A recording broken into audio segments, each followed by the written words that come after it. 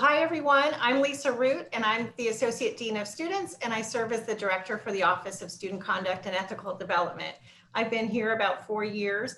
My first experience with working with cases involving academic dishonesty was when I was serving as the Dean of Students at one of the colleges at UC San Diego.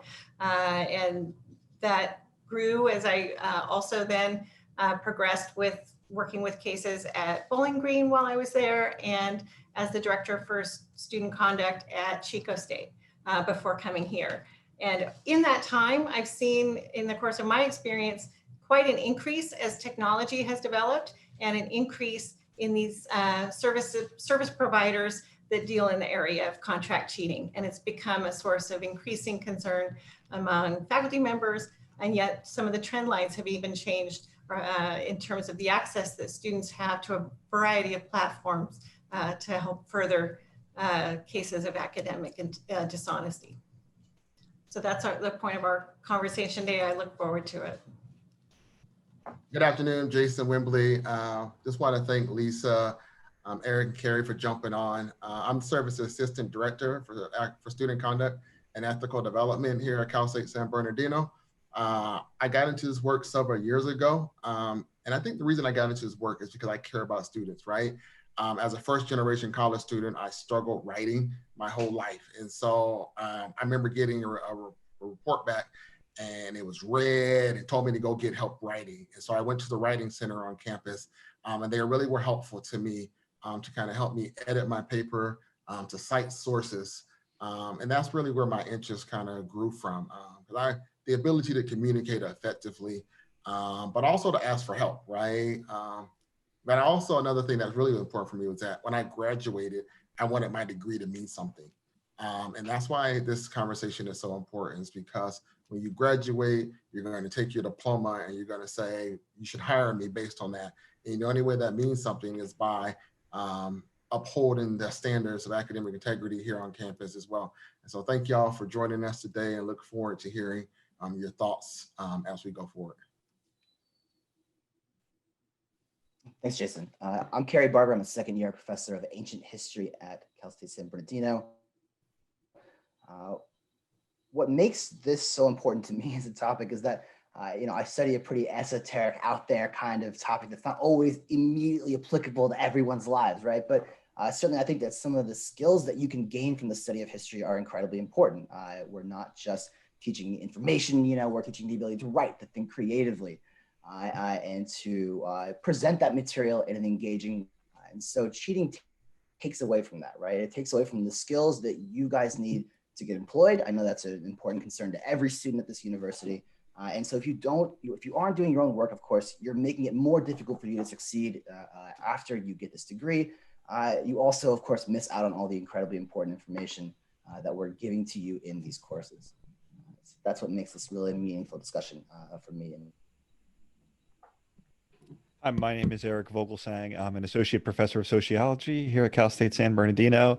I echo everyone else's concerns and maybe can add a little more. I'm interested in academic integrity. I mean, some would argue that I've always been kind of a rule follower, and I was an auditor in my past life. But when it comes to education, everything was said before about student success, and I think some students that partake in academic integrity don't understand the risk, and it's not worth it, and a lot of times don't have to cheat, and of course they're sometimes selling themselves short.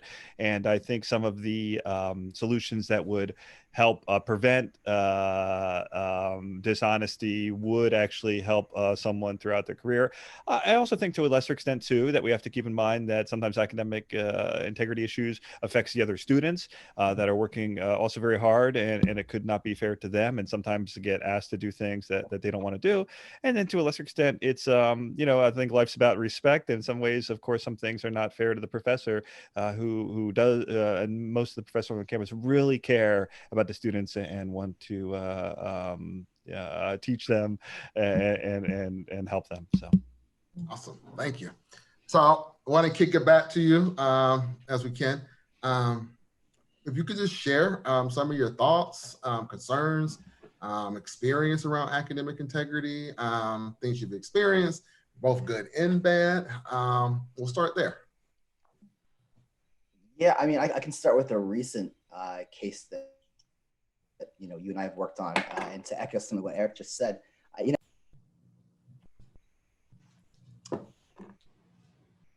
so what I wanted to discuss a little bit was a case that Jason and I worked on somewhat recently, where students had all access to a large group me. And what I actually really appreciated was the sort of general kvetching students could do. They could, sort of, oh, this class is so difficult, it's so hard, and they were actually able to work through a lot of the sort of housekeeping issues that they usually would have gone to me with. So it was a really nice program in some ways, right? They could say, what's due this day, when's the syllabus? But what, of course, I did not appreciate was some people just throwing answers up there. And what I love to see, of course, is some students reject that immediately, leave the group or say that's not what this is about. And so, of course, I believe that students, on the whole, for the most part, are invested in their education. They care about getting everything they can out of these courses. Nevertheless, these technologies, of course, can make this easier to cheat in some way. It's not the Animal House digging in the dumpster for the multiple choice test. It's much more sophisticated, much more easy to access. And so I think it's going to require both commitment on professors' parts to create more creative assignments, but also it's going to require students to have this ethical obligation to avoid looking and seeking out these kinds of technologies for themselves. So I think it has to work on both sides, right? We have to respect one another. We have to be committed to shared success. Awesome. Can I take a point of personal privilege? Eric, can you describe the background we're seeing, your virtual background? Carrie, I'm sorry, Carrie. What is your background? Oh, me? Oh, I am sitting in the middle of the Roman Forum, where I'm reporting live. For you guys, right? That's awesome. Can you hear me okay? Sorry, I think my connection might be a little bit weird. No, we're good. We're good. We cut out a little bit, but it's going to be some technical stuff. We're doing good. Eric, anything? Any thoughts? So, So I'm having some. Go ahead, Eric. that's all right. So sure, in the last couple of years, and I think we'll see more of that, maybe more either cheating or academic integrity issues have moved from maybe what your parents would think is traditional cheating, like looking at your neighbor next to class in class at in the test, or writing the answers on your hand, to more online issues,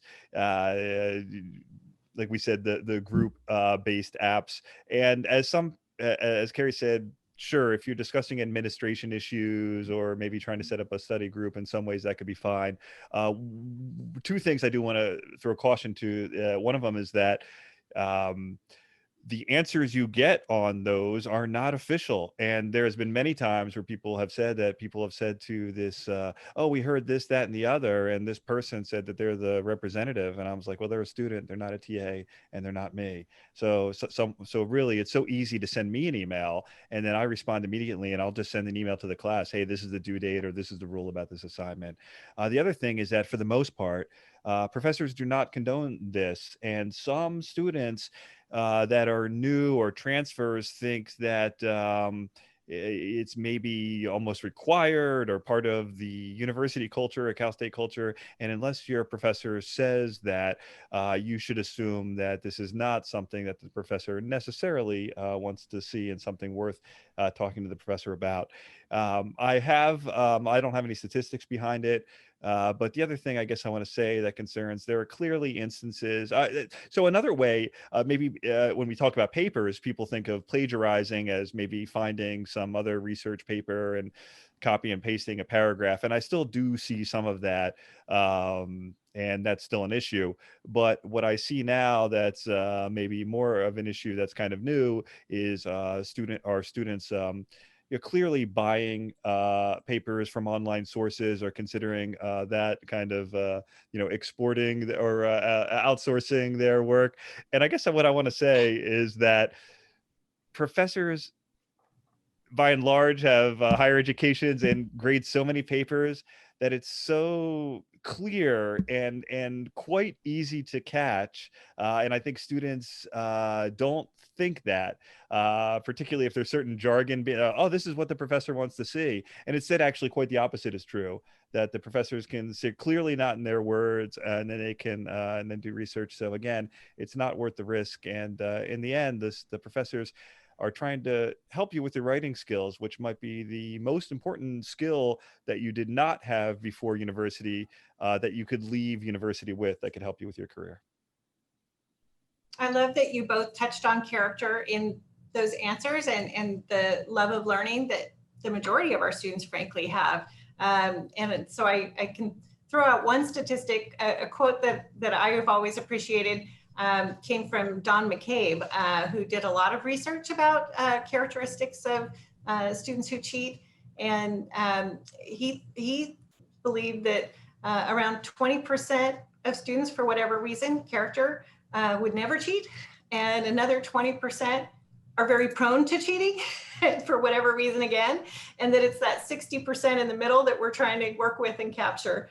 And from what Jason and I see in our offices, there's a certain percentage of students, of course, that are not as academically well trained. They come in, they make scholarship mistakes, and maybe don't cite properly, or are struggling in areas with their writing strengths and skills in terms of using analysis and paraphrase rather than direct quotes without citations. And so in some of those areas, students cheating may be unintentional. Some of our students may have, from previous institutions, may have been allowed to do group work and don't understand that they're not allowed to do group work in certain settings now. Those are honest mistakes, and we work with those and are trying to help our students through that. But when we're working with students who are intentionally cheating, using these companies again to further cheating or purchasing papers, as you were just alluding to, Eric, that's the group that we really want to make it more clear and to do the prevention. Yes, there are consequences, and the more that faculty do talk about expectations in the classroom and the expectations that students do their own work, the more we see the benefit that students really do perceive that it's going to be addressed on the one hand, but also that they feel that the instructors are passionate about the work and wanting to get the full benefit of doing their own work. And that's so important. I think that's absolutely fair. And again, not to sort of put the onus on professors to try and make this easier or make it more difficult to cheat, or however you want to phrase it.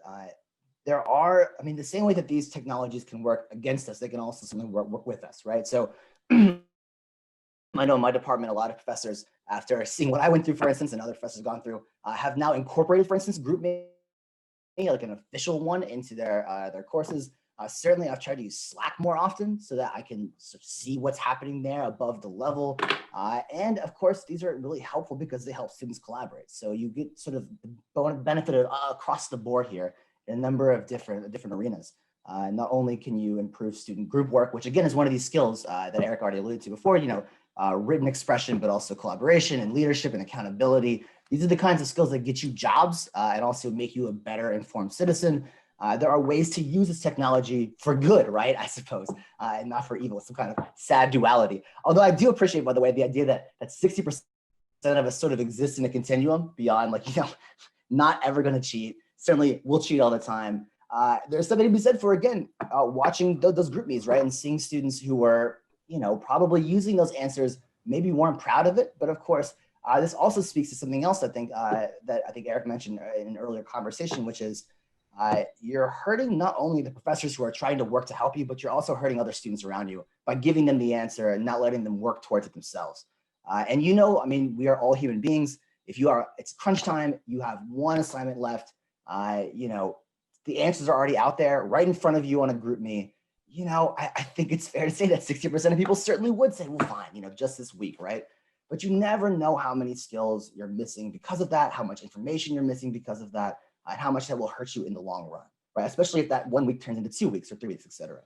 So again, it's hurting you, it's hurting students around you. And of course, it's hurting this relationship that you should be having in the classroom, this understanding of trust that exists between students and instructors, right?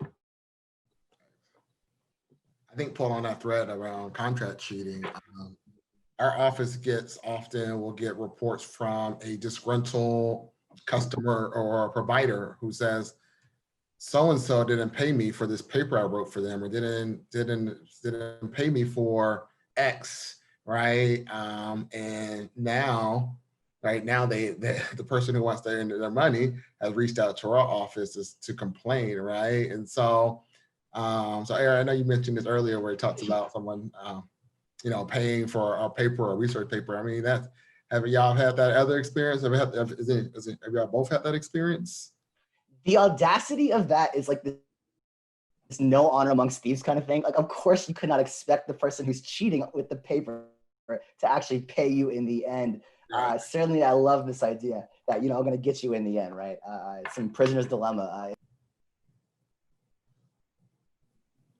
I had no experience of an outsourced cheater coming to me or someone else asking for money or talking about. But I don't want to give too much details either to either implicate the students or anything else. But I've had, let's just say that some of the times that people have used these either services or something, there is something in the submission that makes it quite clear, and not just the writing, which again professors can pick up on, but almost this kind of thing that giving it away, so to speak. And again, there's just no point; it's just not necessary, and these students inevitably had some consequences because of it. What role has technology played I mentioned this earlier, like either plus or minus around academic integrity, or I know you talked about GroupMe. Is there any other communication or technology pieces that play a role in this for you? The only thing I'm going to I'm not the sociologist here. Go ahead, Eric. What were we saying? Well, no. The only thing I was going to say is that I'm just going to speak more broadly, and then I'll pass it to you, which is that new ways of cheating will happen, and perhaps as I said, I'd like to think with certain things I just have kind of a third sense to this. Again, I joke I used to be an auditor, but I tend to I think catch most of stuff. But there are in some ways that that as the technology changes, maybe some of the people on the cutting edge of it, maybe the first person that does that will be okay, because maybe professors don't know about it or they didn't think about cheating in this way. But even if that is the case, you don't want to be part of that next wave that then follows that person and say, well, if that person got away with it, we can. And then what's going to happen, just like you hear about viruses that go onto the computer or something like that, or some kind of scam. Yeah, maybe one person was able to scam right, but then the system does catch up, the academic integrity office, the professors, and the IT department. And unfortunately, unlike somebody that might be sending a scam email from a foreign country and then we can never quote unquote catch that person, if a student does this with don't forget that professors and the administration also have technology that could end up leading that student caught and have some ramifications after that. Without giving, we've had a variety of these companies, and some of them in fact seem to sometimes convince the student that they're not doing anything wrong, and they sort of almost in a predatory sense have encouraged students to sell class notes, for example, and students don't realize that that's against policy and against law because this company has approached them to do it. And then they find that they're part of something, again, that could represent academic dishonesty. So there are some concerns too about the way these companies present themselves. I'm sorry, Carrie, go ahead. Oh no, I think it's totally fair. I think I wanted to also make a broader note on culture, which is that, in the last, 15 years, as we become more and more online and as culture becomes this amorphous thing where we can borrow from other people without attribution, and that's a natural thing to do online. I think they're also, again, I keep putting the burden on us somehow, but I think the idea of educating students about what plagiarism actually entails and why it's problematic for them is also really important. A lot of students that I've had who have committed acts of academic dishonesty, right, simply didn't understand why fundamentally plagiarism was wrong, right? What it was doing, what was problematic about it. They felt like, hey, I found the answer and I gave you the right answer. And there it is, right? I think that, trying to explain to students why it's not just about the right answer or wrong answer, especially in fields like sociology or history, the answer isn't always there's not a correct one necessarily. It's about your analysis, your interpretation.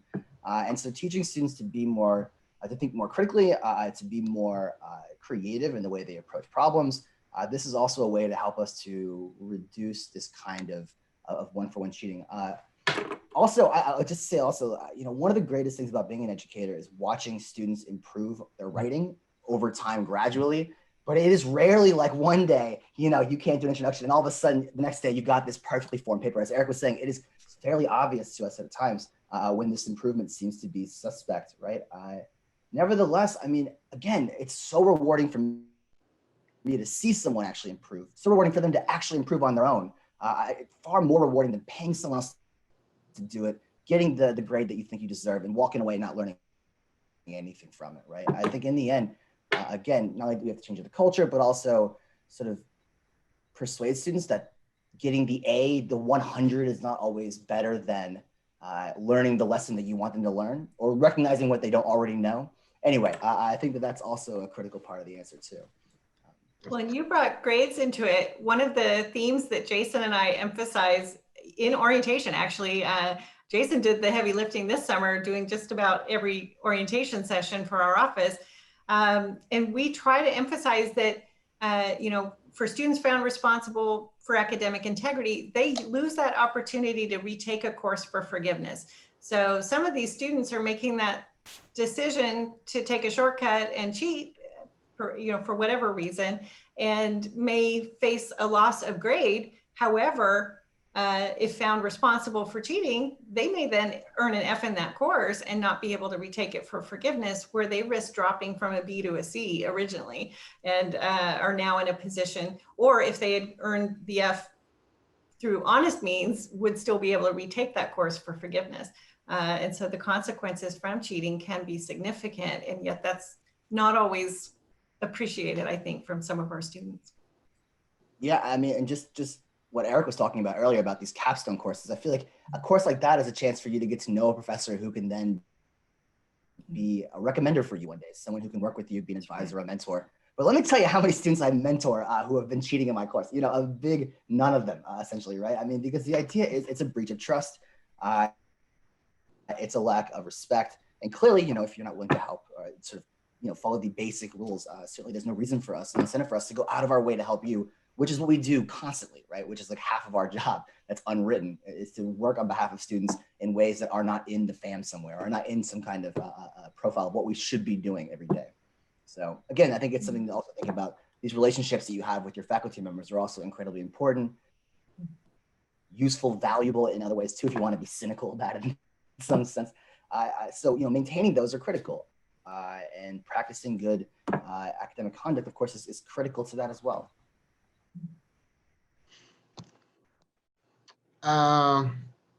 Thank you. This is great. I really appreciate this conversation where it's headed. Does anyone have any advice that they would give? This Any is where, thoughts before or we resources? Go ahead, Lisa. I'm I'm sorry. going to interject, but as we get on to a new topic, I want to really thank you both, thank all of you, but thank you both, and thank Jason for making this happen in honor of this contract cheating day. And I hope you will be able to continue. I need to pop off and get to my other meeting, or if we need to arrange another time to continue. But great stuff. And I think, as you've alluded to, clearly you both are focused on developing those relationships with your students in the course, and that has come through this conversation very much. I think some of the challenges, anecdotally, some of our students don't feel very connected to their classes. I also work with the care team.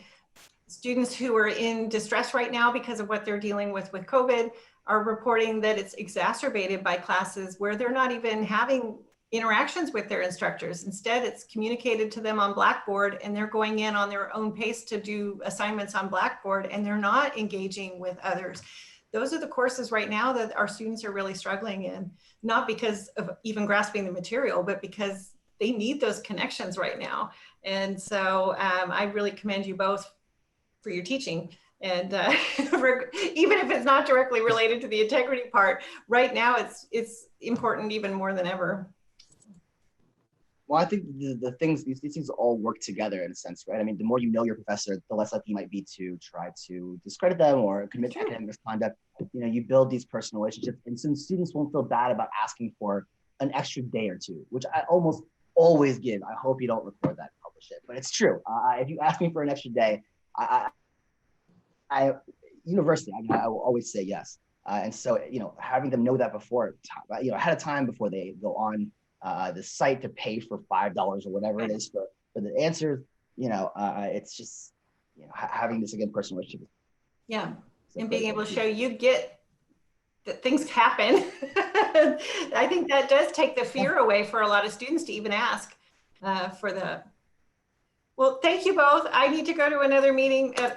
We really appreciate it. Thank you, Lisa. All right, it's just us. We're still going strong.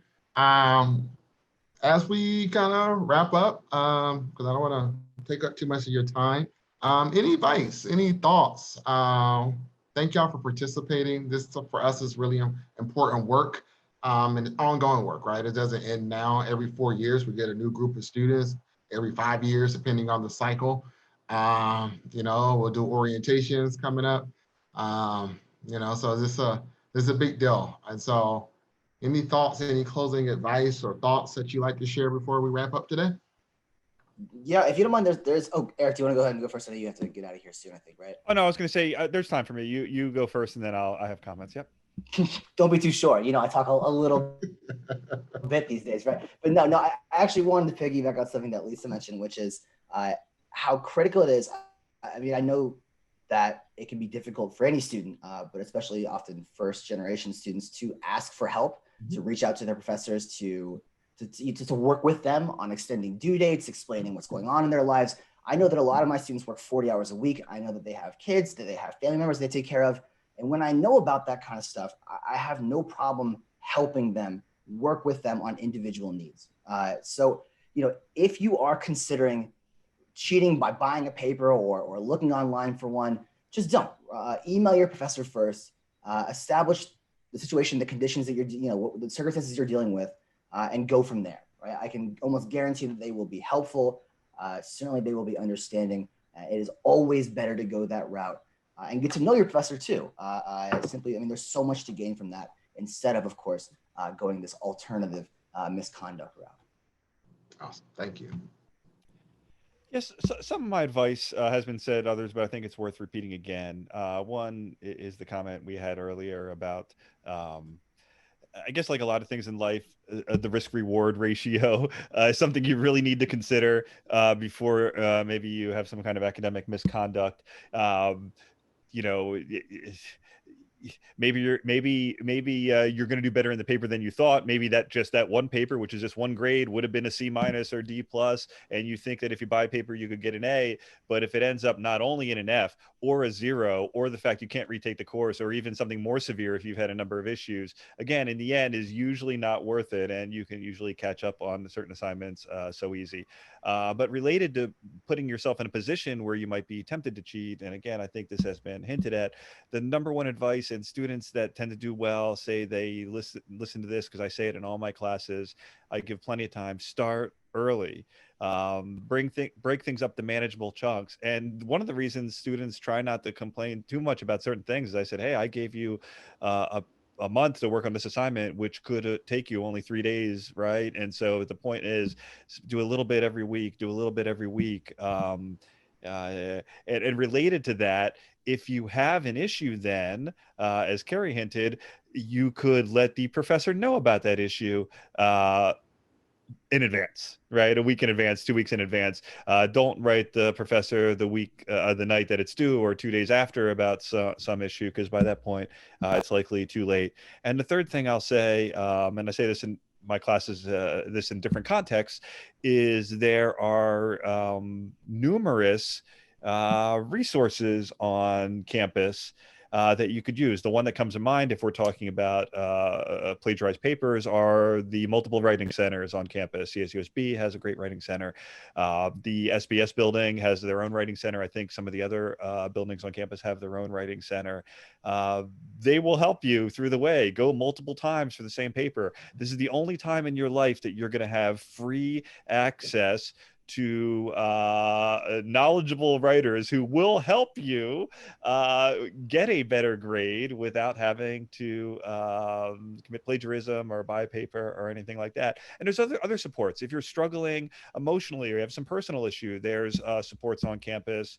There's care team and counseling. There's advising on campus about which classes maybe fit you and what you want and fit your study style.